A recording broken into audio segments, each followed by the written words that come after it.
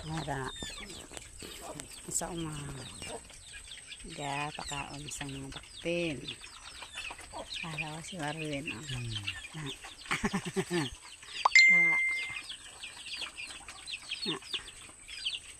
Ang ang amo ng baktin. Gagmoy pa na sa alin sa pagkalutas na sa pakabulan alin saka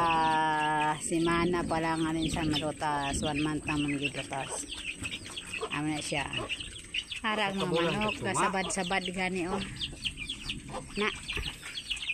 nasabad-sabad sila ng kapakaon sa kabulan kadto nga parang isa naman ka na yun na kay angging na siya na yun na kabusong na siya sa isa kabulan sang 26 ilapit ba kay ba siya sa kabulan sang 26 ang iya nga busong sang nayon ko nga dumalaga pa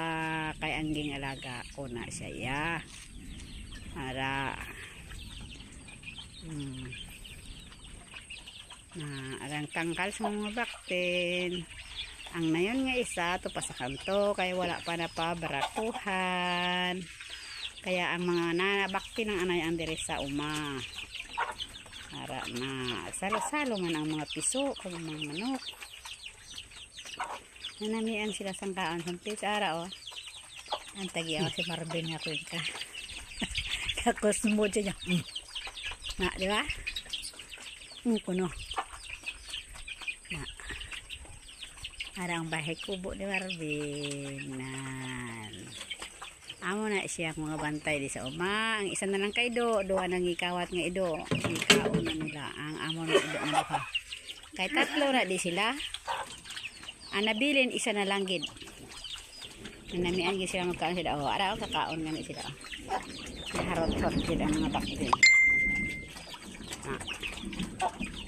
na amo na mga idol ang bakti namon nga 5 ka bilog. Ayan, di ba? Amo lang na gilidyohan ko para makita naman. Okay.